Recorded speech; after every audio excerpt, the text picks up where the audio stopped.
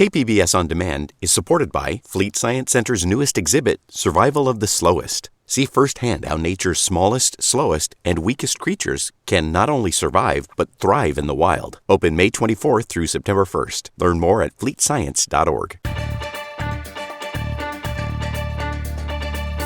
Hi, I'm Beth Accomando, your resident cinema junkie here at the 3rd annual ScareLA convention. The convention has moved to the Pasadena Convention Center because it's grown exponentially over the past 3 years. The convention is geared to Halloween and home haunting, so everything you could possibly want to find for your own home haunt can be found here. This is like the Comic-Con for home haunting, so you can find everything you could possibly want for your home haunt. Everything from masks and costumes to fog effects and even scented fog effects to make sure that your haunted house smells exactly the way you want it to. Plus, the convention has a lot of panels and how-to seminars, so you can learn how to do scary clown makeup or how to carve a tombstone out of styrofoam. There's also a whole section devoted to haunts, and there are these mini haunts that give you a taste of what some of these huge haunts will offer during the Halloween season. This year, I attended the Extreme Haunt panel that featured McKamey Manor, Gates of Hell's Victim Experience, and Blackout. I'm always fascinated by what makes people want to go to these extreme haunts, and what was great about this panel was that each of the haunts brought along one of their victims. And so it was interesting to hear what these people had to say about the experiences and about why they wanted to attend. So here's the audio of the entire hour of the Extreme Haunt panel at ScareLA. Today we bring these sultans of sadism together once again, but this time we're including their victims, who will share their own stories and confront their own fears. Please welcome to the stage, from Freakling Brothers, J.T. Mulder and their victim, Hannah Kaplan. From Blackout, Josh Randall and their victim, Russell Eaton. From McKamey Manor, Russ McKamey and their victim, Tall O'Ray. And your moderator, founder of Theme Park Adventure and programming producer for ScareLA, Rick West.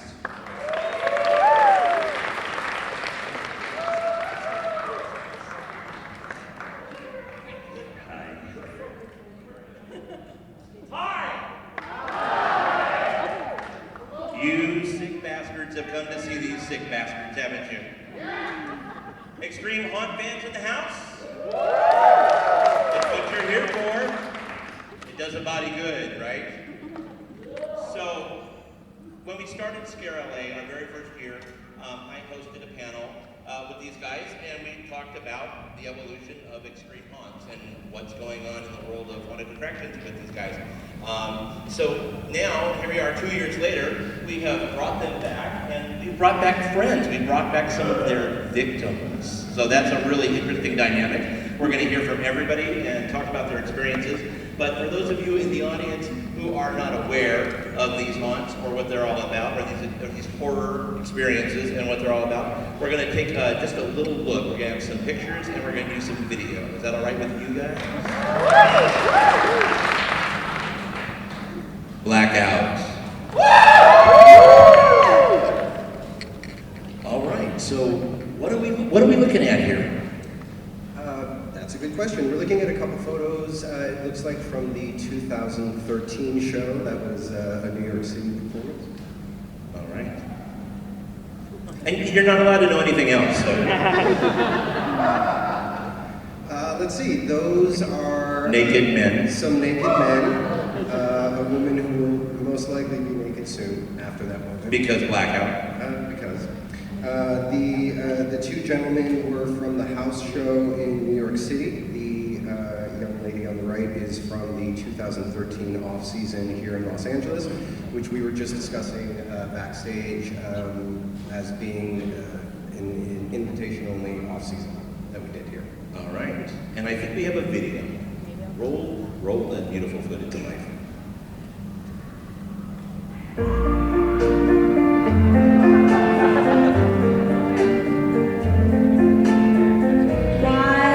My heart go on beating.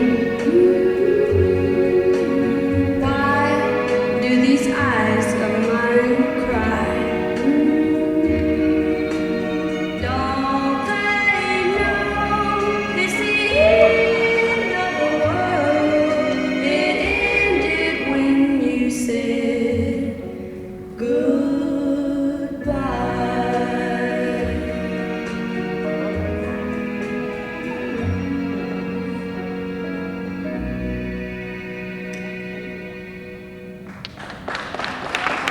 There you go. Bring your kids, bring the family. It'll be fun.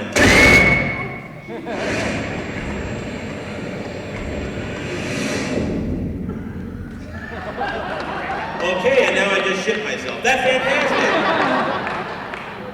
Not uncommon with these guys. Okay. Next we have Freakling Brothers, the Victim Experience in fabulous Las Vegas. So let's take a look here and see what are we looking at here. Those are Gates of Hell pictures. It's fellatio with a cross. It happens. That's my father and I. We're the creators of the Victim Experience. Nice. And what is the Victim Experience?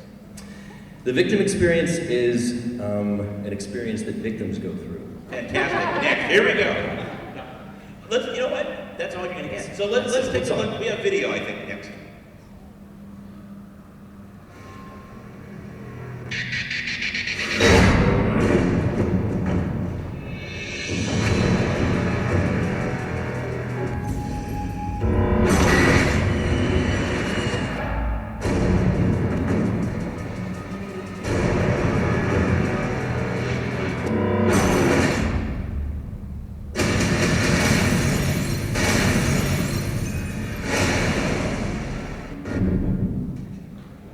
All right. So just to clarify, because it is a little confusing, Freakling Brothers, they have, during Halloween, they have an amazing haunted attraction in Las Vegas. Has anybody been to that out there in Vegas? All right. You must go because Freakling Brothers and because Vegas. They have Gates of Hell, which is their extreme haunt during the Halloween season. And then the rest of the time, they have this little ditty called the Victim Experience. And it's an experience that victims go through. And we're going to find out more about that in just a few minutes. I think you know who this guy is.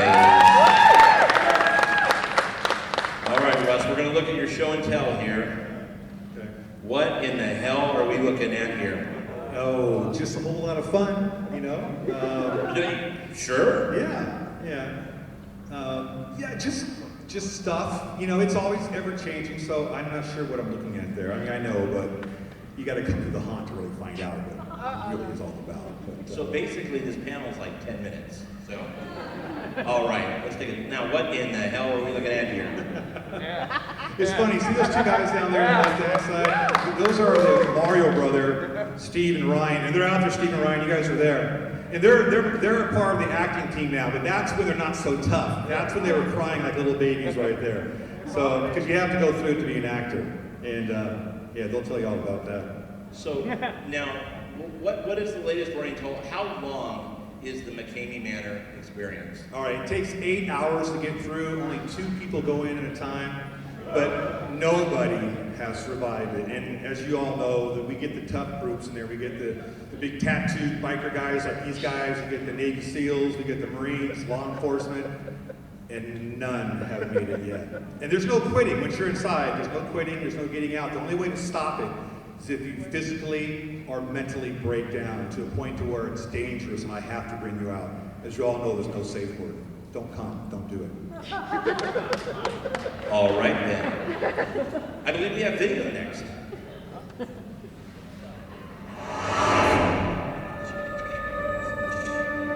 I don't care! I am here to hurt you! Small kid. I can't do it. Oh no, I can't do it, I can't do it, I can't do it, I can't do it, I can't do it, I can't do it. I want to get out of here. Well, I can't do it. I just want to go home with my grandmother, my daughter, my husband, please. Please, they want me home too. They want me home. They don't want me here. You won't make it through. You won't make it through. It's too much. It's too much. It sucks. I want to go home. I'm leaving McKamey Manor. Thank God. Do not come here. Please let me go. Nobody should be here. It's horrible.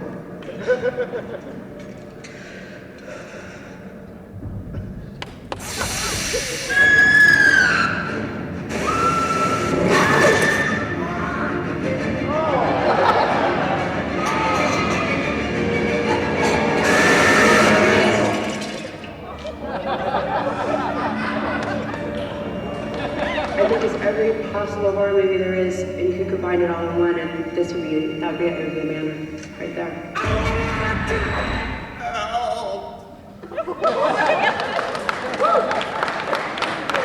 What the funky monkey, Russ? Sweet Jesus. So you guys are watching this, I'm watching this, and we're like, who are these people that want to do this kind of attraction? And we're going to meet them.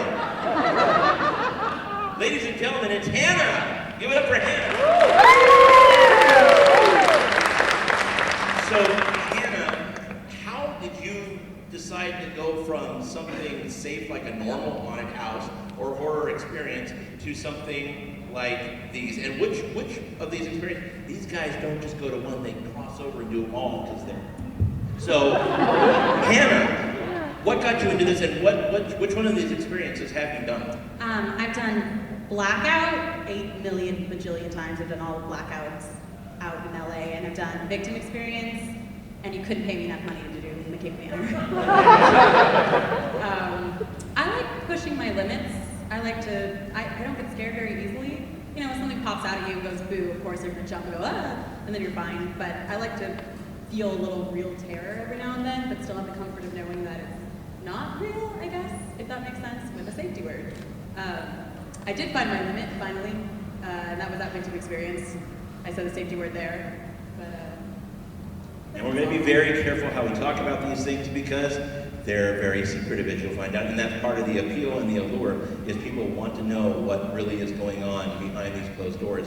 And really, in the cases of all our guys, you got to come and find out yourselves. Oh yeah, so those are my knees after Victim Experience. I did Victim Experience, I went to Vegas, did Victim Experience, came back, did Blackout, and there was it was the elements, Blackout elements, I don't know if anybody did that, but there's a lot of crawling, and so those are my knees after doing that. Thank God. Yeah. Blackout. Sure you were crawling. That was, that was a little combination of both Blackout and Victim Experience. And then, in the middle is after Victim Experience. The best part about that is, after we did Victim Experience, I went with 3 friends. We got into a really bad car crash, like leaving. Nobody was hurt, everyone was okay, don't have to go off. But we left the car, so we crashed the car and then we got out and we were like, well, all right, that just happened. We were so calm. So calm. It was nothing because we had just done Victim Experience. It also was great when the police showed up. So we're covered in fake blood and dirt. Looking at us like... They've got 80 ambulances showing up. Yeah. But we were fine. And then that was after Blackout. The last over there. So, that yeah. one. So good one. We won't talk about Blackout. First rule about Blackout, we don't talk about Blackout. We have Russell with us. You brought your fan club right here. Hello. Tell us about your twisted self, Russell. Hello. I have done Blackout 19 times total. You didn't know that? I didn't have a specific number. Yeah, well, he's done it more than Josh. That's impressive. 19 times total. I've been very lucky in doing it in multiple states. I've traveled to New York a couple of times and done shows there. I've done off seasons. I've done one of the many elusive and mysterious invite-only shows in 2014. I discovered it in 2012, and it spoke to me.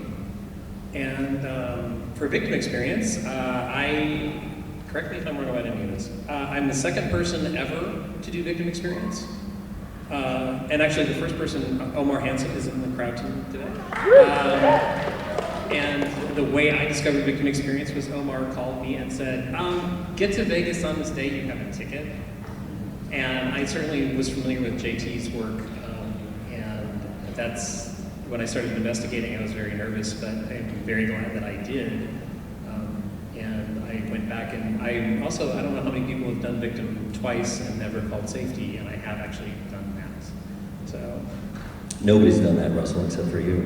Are you serious?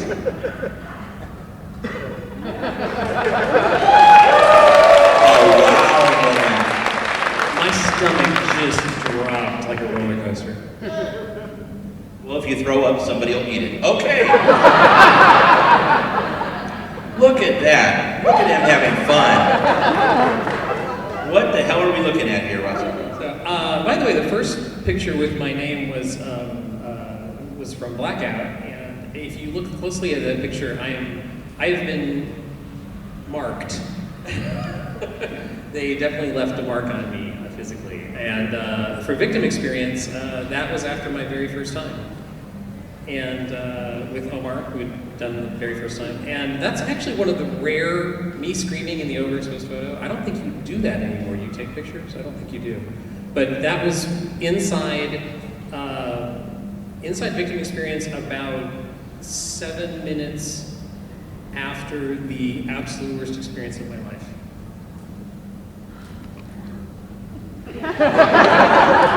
Thank you, good night. Tao! Dude, there's like restaurants and stuff. So what in the hell are we looking at here? We kind of know, but we want to know what you're thinking. This was actually, I consider this to be a break. So these are cockroaches, and they're crawling all over my face and in my mouth. And truly, this was the most comfortable part of the experience. You're in a coffin and it's cozy. Yeah, it was nice. Nice. It was nice. And then there's this. Yeah, so this is interesting because a lot of these photos are the first time I've actually seen them. And yeah. No, this is interesting. What emotions, what kind of thoughts are going through your mind right now? Well, the one on the top left, I thought it was somebody else actually. It's kind of hard to recognize yourself when you look like that, because that's not my day-to-day appearance. But the other two are, you totally The other two I totally look like all the time. I'm against showers, I like to be Medusa. So you're a haunter. That's fantastic. Exactly. Yeah. We call that cosplay. Okay, so let's talk to the proprietors a little bit. Why the need? Why the need to go up and beyond the norm of a haunted attraction or a scare experience and really push people to their limits and, in most cases, well beyond? A few years ago, we opened Gates of Hell, which was as far as we thought we could go. There was touching involved, and it was rated R, so there was profanity and these type of things. And I know that when I was a kid, I was never interested in watching PG horror films. I feel like the genre itself, artistically, kind of loses its integrity if it's not pushed to the limit. So I feel that way with haunts as well. The only reason we hadn't gone further is because I didn't think I was legally allowed. So I realized that there were a few people out there doing extreme haunts. I'd never been to one. And I sat down with my dad, and we started talking about ideas. And we'd heard a lot of the hype for the very few. Blackout by far the most popular, and I think the first. We read descriptions, and it was very important to me we didn't go to one of those because I didn't want to be too derivative. I wanted us to do our own thing, but we just did it, and we went all the way. And artistically, for us, because we do consider this art and performance art, the only point is to push the boundary and to create something to give all of you who have been totally desensitized something that can still scare you. And that was the excitement for us when it came to developing the victim experience. And some people don't think it's right, and people are upset that we're doing it, and we get hate mail all the time. And for me, I say, like, fuck you, because basically... You just said the F word. Basically, our experience, our performance art is for whoever wants to purchase it, whoever wants to show up and enjoy it and experience it. And we don't push anybody to do the victim experience. And it's definitely not a money-making endeavor. In fact, we usually lose money on victim or barely break even. We do it for the love, and we do it because it inspires a reaction. And our other haunts there's a balance of the two. There's a commercial element. We want to make some profit, and then there's an artistic element. But with Victim, it's everything I've ever wanted to create that's nightmarish, and everything I've ever wanted to throw at people who can handle it. And what I realized is the great satisfaction for me, and I'm not sure if the two of you feel the same way, I'm sure you do, but after our first season, I thought we were going to be creating nightmares and actually possibly psychologically damaging people to a certain extent, but I was okay with doing that if people wanted to experience it, if you came and said, I want to be damaged. But what I didn't realize till after our first season was that I think the type of people who were signing up for it were highly intelligent, very adventurous, very curious, and we just had this kind of cream of the crop element that would come and go through these experiences. And one thing I never expected was afterwards people would come out, Russell being one of them, and the first thing they would say was thank you and give me a hug. And we ended up bonding, being personal friends with a number of our initial victims from the first season. And we got letters that would say, I don't have to climb Everest, I've done the victim experience. I feel a renewed sense of self, things feel easier now. I mean, we're not in the business of we're not therapists, but if we can offer something... You keep therapists in business. Yeah. If we can offer, it was the little gem, it was kind of a reward at the end of the season, because I realized that all of our haters, all of the critics who don't like what we do, I started not listening to them anymore, because I realized that the people who chose to come were mentally ready, mentally apt. We put them through a very extreme kind of preparation. We don't want anybody going into the victim experience who doesn't really, really want to. It's kind of like when you tell somebody, don't try acid unless you're really ready to, right? Because if you're not an adventurous person who wants to try acid, you're probably gonna freak out and jump off a cliff or something. So the same thing with victim experience. You can grow, you can challenge yourself, you can expand by experiencing this type of thing in all three of our attractions, I believe. If you're willing to do it, you want to do it, it's something that you need. So that's for me the most rewarding thing about doing this show, aside from just terrorizing people. Josh, why? Well, I think the most interesting thing for Chris and I, and for those of you that don't know, my business partner is Chris. We create the show together. He's currently in New York right now, getting ready for something else that I can't really talk about.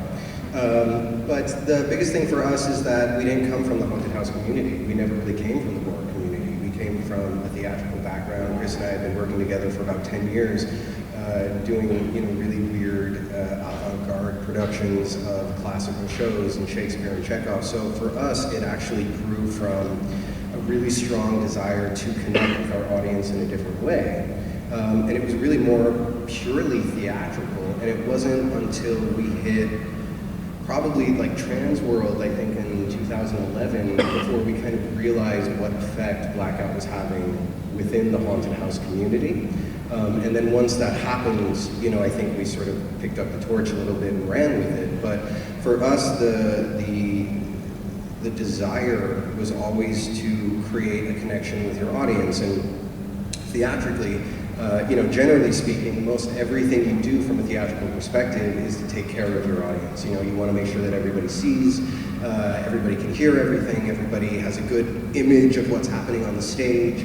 And Blackout, potentially in a stubborn teenager kind of way, was just really a response to that, and sort of saying, well, what happens if we don't take care of the audience? What happens if the point of the show is to come in and say, no, JT already threw it out, so, no, fuck you, audience. This is our show, and you're going to see it the way we want you to see it, and you're going to do exactly what we want you to do. And sort of as JT was saying, all of a sudden the responses to that, I think it was just a very unique thing that people were doing within that community. And we started in 2009 in the middle of the summer, so just a lot of people kind of jumped on it. And as JT was saying, the responses were really emotional. And it was very clear that we were having an effect on the audience. It was very clear we were sort of filling a void that hadn't been there before. And so, we just kind of went with it. Russ. Okay, well, same thing with us too. And we tried to keep it underground for a long time because we've been doing this for several years. And then I guess a video went viral. And You're that's not underground anymore. I know, which has caused a lot of problems for me. Because our little haunt was just a total labor of love, a little mom and pop thing that we do with, a few people. It's not for money. It's, we put on, it's a big budget show, but we don't charge a penny. Cost of admission is 4 cans of dog food or a bag of dog food that we donate to rescue societies. So that's the price you get in. But, it's all about putting on the craziest, awesome show that we can, and really to entertain the folks and make it a very cinematic adventure for them, something that they're not going to forget. Sometimes I want them to forget, some people don't want to forget about it, but we never want to hurt anybody psychologically or physically. That's why before you come into the haunt, you can't just walk up, you got to be selected. There's thousands on the waiting list. You got to go through a huge screening process. You got to be selected by me, you got to be videoed. You got to have a letter from your doctor and your psychologist saying that you're okay to go through it. They got to watch the video and write off on it, sign off that, yeah, you're okay. You have to have a background check to get in. So there's a lot of things going on. And we have to do that because we have a lot of crazy loons out there that want to, cause us a lot of damage. In fact, the reason why Carol's not here today is because we had threats against our home and our dogs if we both came to ScareLA. They were going to do something to the home today. And we get that all the time, death threats. We were going to be moving the hunt to Illinois. We started to move in, and they shot the windows out. They were praying in front of the building to keep us out. They were threatening to burn it down, bricks through the windows, shooting up the cars of the owners. This is the kind of stuff that I go through on a daily basis, and it's insane when we're just the nicest bunch of people you'd ever want to meet. We're just trying to entertain you guys. It's all smoke and mirrors to a degree. It's smoke and mirrors, but it's absolutely real at the same time. But it's still entertainment, and that's my goal. I'm just trying to entertain and give you an experience that you've never experienced anywhere before, and hopefully you're going to go back years from now thinking, that was the best thing we ever did. You'll be that, we'll be that haunt when the kids ask, hey Mom, this haunt's really cool that I just went to. Let me tell you about a haunt that was really cool. I want to be that guy, and I'm sure these folks up here do as well. It's just all about entertaining, and we love it. Can I add something? Sure. Yeah, I think one of the challenges for us, me and my dad, I'm sure you've gone through it as well, is finding a way to not protect the audience, like you were saying, and create something that's not fun. And it's extremely challenging. It's a totally different experience than a haunted house where it's fun and scary. This isn't fun. But doing that and also protecting the audience on a base level. So, like bungee jumping. I mean, you're gonna experience everything there is up to the point where you hit the ground. So we have to make sure that and one of our main goals always is safety, and making sure that we can create a safe environment where you might get banged up a bit, you might feel like you could die, but you won't. And we're not going to make you ill, we're not going to make you sick, we're not going to break a bone, we're not going to do anything like that because we can't and we don't want to. We want you to get out of there and be able to recover that night. So that's one of the main challenges for us, I think. And I think we ended up. I know we're a fairly physical show, and there are differences between all of our shows as to what the physicality entails. But for me, it's always been, I feel like there's no place further to push. We have to find different things each year to do that are equally as safe and as terrifying. But we can't push any further, and I think that's what has been inspiring me the most about this, and has been the most satisfying. And I feel like we found the line. Like, I don't think we could go any further without, not feeling right about it. So, anyway. I was going to say, I kind of agree that, we've been doing this for 14 years, and no one's ever been hurt. We've never had a lawsuit against us because we're so specific on covering ourselves with how we can back things up, because everybody is filmed every second of the tour, so it's really hard to come back and say something. So yeah, safety is always paramount with us as well. Like, if we're everybody up here. Even though it looks dangerous, and it is dangerous, we are kind of threading that line a little bit. But that's why, you know, I'm there every second of the tour to make sure that guys like Tal here are actually okay, even though they think they're not. That makes us feel so much better. Doesn't it though? I'm your friend. Who's your buddy? Me. It's Uncle Russ. Yes. So, you know, we throw the term haunt out very freely, especially here at ScareLA, which is the Halloween and horror convention. I'm going to ask the victims, and then I will ask the proprietors. Are these experiences, are they haunts? Or is that a mislabel? I actually prefer to use the term extreme horror simulations. To me, a haunt is something that might have supernatural elements, or you know, it's the maze dynamic. To me, these are things that your neighbor could do to you. There's no supernatural in it. It plays with the mind, but is all reality-based. So to me, they're simulations that involve elements of horror, something you might see in a film. So to me, the word haunt is misleading, even though it's the coined term, so it's most easiest to refer to. But to me, the haunt doesn't really do it justice. Hannah? Yeah. When you think about haunts, you're thinking about, like, you know, popcorn and pumpkins and fun Halloween costumes, which, I mean, I don't know, what is a haunt? You know, can we describe a haunt as just all of the things we love about horror in a room? I guess it just kind of depends on the person. I think it is better to describe it as a horror simulation, because really what it is to give you the feeling, the idea of you are kidnapped and this is what it feels like, but you still have a safety net to fall back on. Russell? I agree, it's more like an extreme haunt simulation or horror simulation.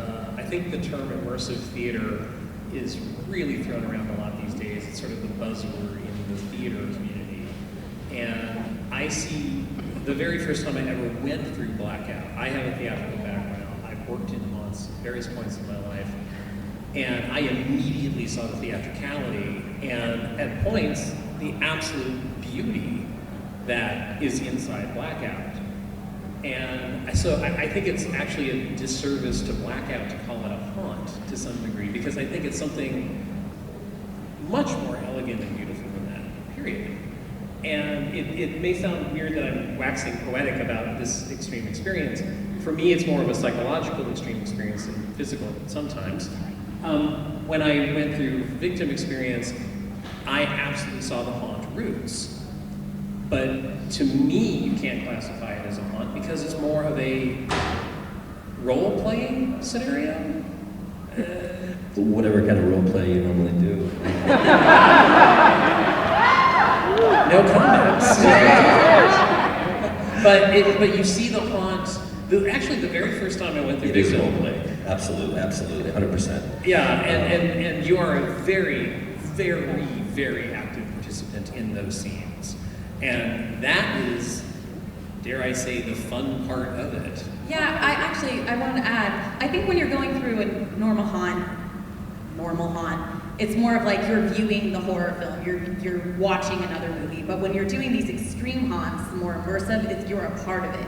And that's a completely different experience than you would ever get from anything else, just walking through, watch, oh, ha, ha, you got cut up. What if you're about to get cut up? It's a completely different experience. I've never been cut up inside one of those things. And also, piggybacking on what you said earlier about, like, I hate to use the word standard, but what most people think of as haunt, after my first time through Victim, somebody asked me to describe it, and I said, imagine the haunt you're used to, whether it be something like, you know, what Universal does or Knott's does. Imagine you went into one of those haunts, except you went into it all by yourself, and those characters were real. And those characters had your permission to take you out violently. They could touch you, they could tackle you, they could do anything they wanted to, and you signed on for this. But the best But it part feels about real. it feels real, but the best part about it though is you have the permission to say stop. Yes. For the most part. Which I feel is very, very important. I think it's very From a important. psychological aspect, I think it's important. Russell's the perfect, he's like the ideal victim. He really is, because Russell... Russell's the ideal victim because we have a mutual trust, right? Now, to an extent. I have trusted this man and his crew with my life, period. The beauty of Russell is that I think in a lot of our victims are similar, but Russell just kind of epitomizes the perfection of the audience. And the reason is because Russell not only is up for the challenge and he wants to make it and he enjoys it, like it's a thrill, but it's also frightening. But he also appreciates the art behind all of it, and he's not just coming out. I mean, there's nothing worse, and we really don't get these with Victim, but I expected more people coming out and saying, "Oh fuck yeah, you got beat up," or I got like. It's just not. It's not that. Like, this is supposed to be immersive, artistic, unique, and it's not for everybody. But Russell really, I mean, he gets the metaphor. He gets why we're doing certain things in certain spots. He really does. And when you talk about an extreme haunt like this, some people laugh, but it's the way we feel, and that's why I want to check out Blackout, because I know it is theater, you know, and I think that's great. And ours isn't nearly as cerebral, I don't think. But it's definitely supposed to be a certain type of performance art that's only for certain people. Tal's kind of interesting because he's actually a psych major and he sees folks, and he was doing his thesis, right, at the time? Yeah, working on my doctoral dissertation. And he was so wigged out by what happened that it took us a long time to bring him back to say, like, no, you should keep on going with what you're doing, because he wanted out of what you were, you know, as far as all the work you were putting in. And I don't know, it was interesting because we never had someone with the psych background before, and I think it kind of affected you, right? Yes. Deeply. Still. So let me just jump in. We could talk all afternoon about this stuff, but our hour is burning very quickly here. Rapid fire for the proprietors. Russ, haunt, not a haunt? Yes, both. Yes. God damn it, Russ. Because we have so many bells and whistles in there besides all the interactive stuff. So yeah, it's a haunt, it's everything. It's everything. Was that real vomit? Oh yeah, you will be vomiting on each other, and you'll be, and I'm very clean, so you will clean it up yourself as well. And You'll make them eat it. Yeah, right? you'll eat your vomit, yes. Yep. So, gates of hell aside, victim experience. Haunt, not a haunt? Not a haunt, absolutely not. Okay. Blackout. It comes around in October. Haunt, not a haunt? At Blackout, the go-to phrase is an immersive horror experience. That said, hell yeah, it's a new form of a haunted house. Okay, right on. So what I want to do is, if I could bring the house lights up a little bit, I know that you guys have some questions to ask victims and or proprietors, so we will get to some of those questions. Right here in the middle, we got a microphone coming down. I always jump on them before they're ready with the microphones, because I'm sick, twisted that way. But I'm not going to eat cockroaches. They're not that bad. Compared to what? Hi guys, thanks for doing this. You guys, first of all, I must say that it takes a lot, probably takes a lot out of you guys to put this together. And I want to ask, is there any room for improvement? Like, how do you guys keep on one-upping yourself? I'll start. For us, it's not really about one-upping ourselves. I think JT kind of nailed it. I think we've reached limits for every single show. And so for us, it's about kind of approaching each new experience and each new project with a new set of rules and with a new goal in mind. In 6 years, I think we've produced over 18 different experiences. Some have been in hotel rooms, some have been in cargo vans, some have been in warehouses, some have been in theaters and just numerous other places. So for us, the rules change every single game, and I think most of the participants can tell you, going through one show doesn't necessarily prepare you for what's going to happen when you go into the next show, because we're genuinely trying to do something different at that point. For us, I've just touched the tip of the iceberg. I've got so much more to do. If you think it's crazy now, you have no idea. Lots more vomit. You have no idea. And no. So yeah, we're going to continue on, and it's a challenge, but that's what keeps me going. That keeps me revved up. I love pushing it more and more and more. So yeah, pay attention.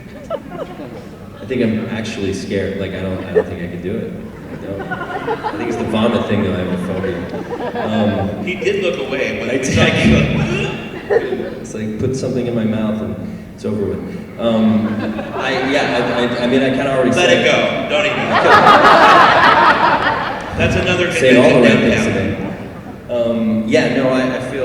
I feel, you know, like I said before, we found our limit, we found our boundaries. I wouldn't feel right going like further in the direction. We had a discussion last year and decided every year we would do something equally as terrifying but different. So that's the challenge each year. That's the biggest challenge for us. We have kind of three set pieces within the show, like tentpole items that kind of are the spots that get people. And it depends what kind of person you are, but those three spots now that we have in there always get, whenever people tap out, it's in one of those spots. So each year we try and replace one of those spots or maybe two of those spots with something equally as offensive and equally as terrifying. I just wanted to interject really quickly. This was the first time in 6 years, this year, one of the shows we did this year, was the first time in 6 years that Chris and I walked out of that experience and genuinely looked at each other and went, that was too much. All right, another question? God, I wish it would have come. Right over here. Okay. Here we go. Can you hear me from here? Should I just shout? Oh. Nope, we got it right there. Okay, so my question is for the gentleman from the victim, and it's actually for everyone. But you said, you had said that he is the perfect victim. What constitutes a perfect victim, or to complete your? Ask Bill for all of you. He completes me. Too soon? It's so sentimental. No, I thought it was funny. I guess maybe I articulated that improperly, but from my perspective, as a creator, he's the perfect audience.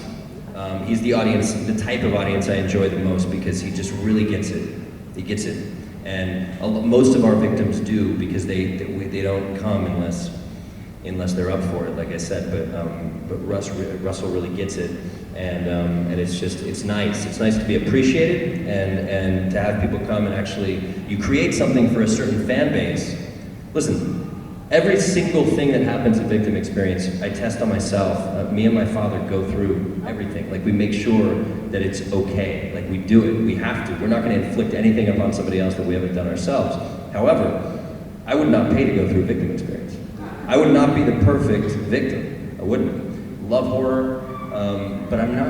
I don't know. I don't know if I would pay to do it. But there are people out there who want to go that far, and I want to give it to them. And so when we do it, if we have people who come and don't appreciate it and get angry, which is very rare, that's kind of it's the antithesis of Russell. So that was my point with that. Can I jump in for one? Yeah. In preparation for this panel, I went back and because Omar and I were on the very first night of Victim Experience, you had asked, like, give me feedback, get in touch. And I went back and I wrote you, I think, 2 emails the week afterwards.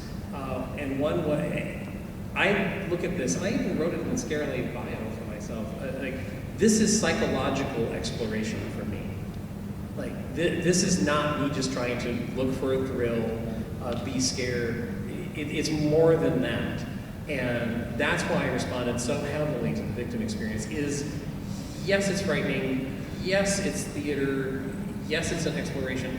And I wrote JT a couple of days later, and I said, thank you for that exploration. And actually, in my very first, it wasn't the physical stuff that got me. It was the psychology behind what was going on in the scenes. And that's what works best for me. And I will say it about Blackout as well. I'm one of those people that's been lucky enough in Blackout, and you read about it online, of some people go through Blackout and have very negative experiences, and some people go through Blackout and have moments of absolute revelation and clarity. And I think I've had two that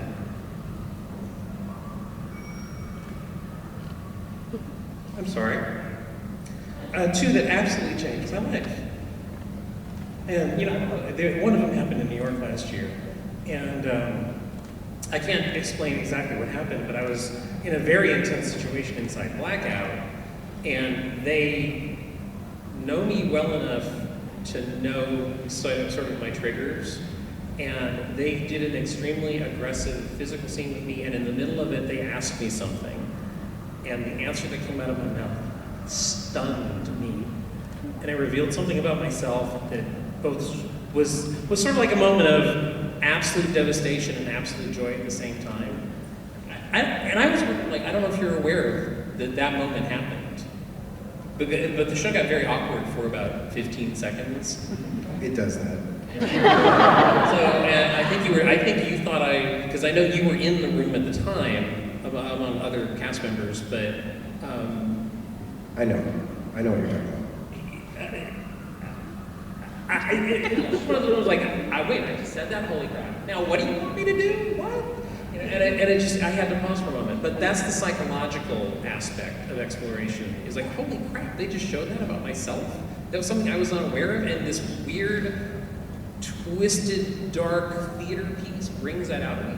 And I had the same thing with the victim experience. There was actually the most terrifying thing for victim experience for me, and I told JT this a few days after I did it the first time. There's a quiet moment. There is this beautiful, quiet moment in victim experience. And I wrote him later and I said, you need to know that really shook me. Because I knew if there's this quiet moment in victim experience, something really bad was coming. And that's when it started working on my head the most effectively. All right, one more quick question. Let's go right here. Here comes Mike. Yeah.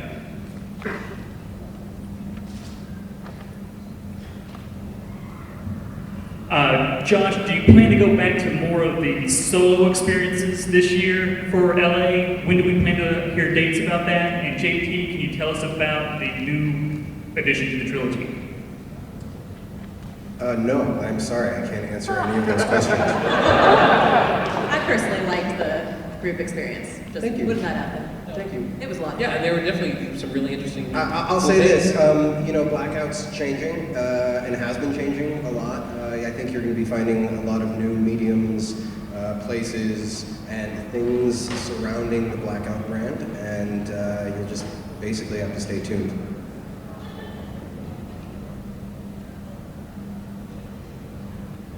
Give me a second. I promise I'll tell you about it. We'll snowball it. Okay. First of all, I want to thank you guys so much for spending some time with us this afternoon. You guys have fun listening to these guys? So I want to ask one more closing question. We kind of touched on it, but so it's a new year, a new kind of haunt season coming. What is next? What should victims that have done your experiences, what should they expect? And people that are thinking about, maybe I want to try that. What is on the immediate horizon for McKamey Manor? A lot of changes are happening here. This November, we've been invited to come to New York City, Long Island. We're going to be part of a new haunt called Dystopia. 6 nights only, mid-November. It's going to be 18 and above, and it's going to be pretty cool. There's a new television series on coming up with McKamey Manor on the Sci-Fi Channel, And we're hoping for good things with that, as long as we can come to grips with how much they'll let me do and how much they won't. But it looks like it's going to be a weekly series, a challenge, survival, horror type thing. So that's pretty exciting as well. And we're looking for contestants as well. So if you're interested, let me know.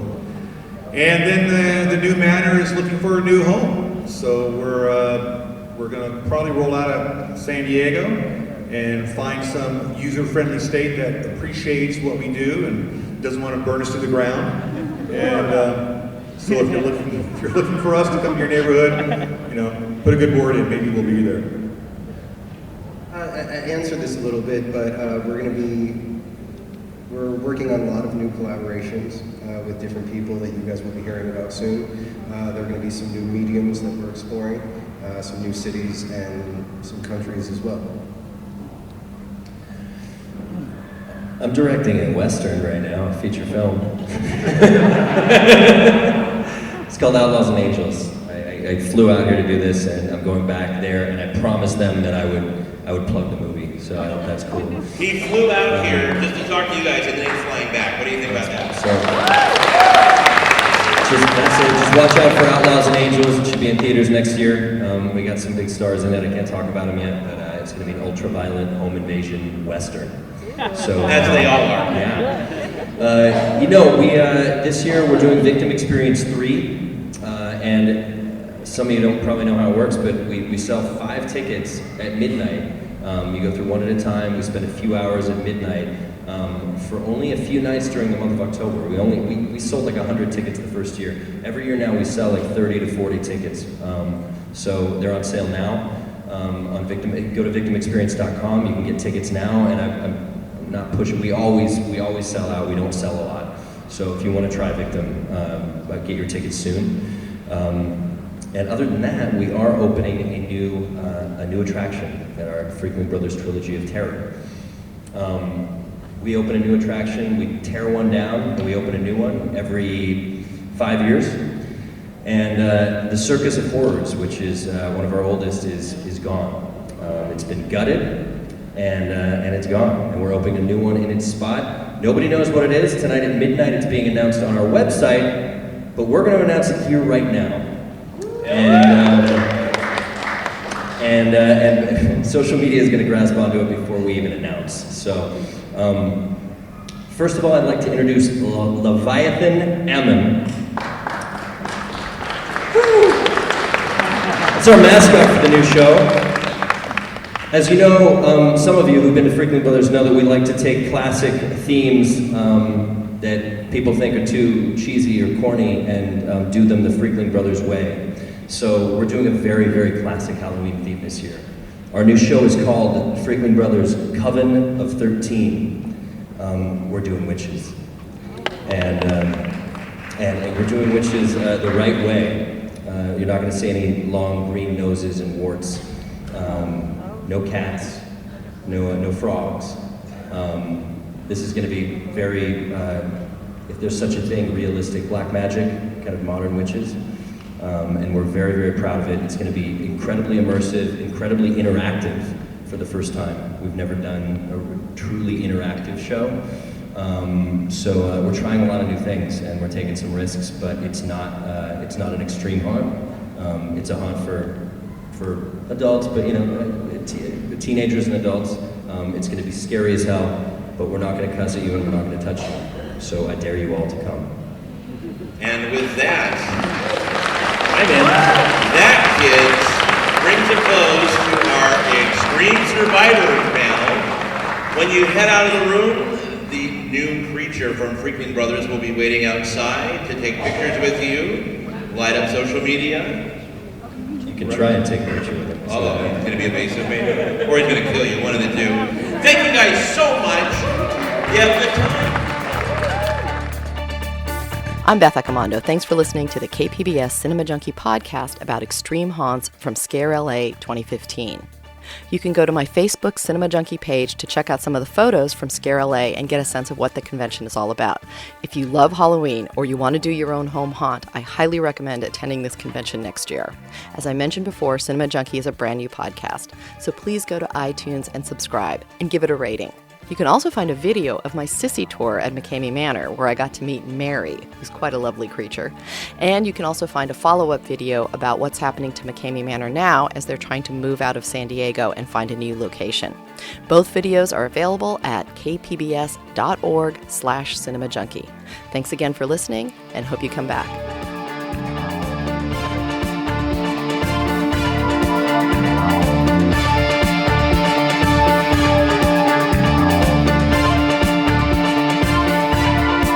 KPBS On Demand is supported by Fleet Science Center's newest exhibit, Survival of the Slowest. See firsthand how nature's smallest, slowest, and weakest creatures can not only survive, but thrive in the wild. Open May 24th through September 1st. Learn more at fleetscience.org.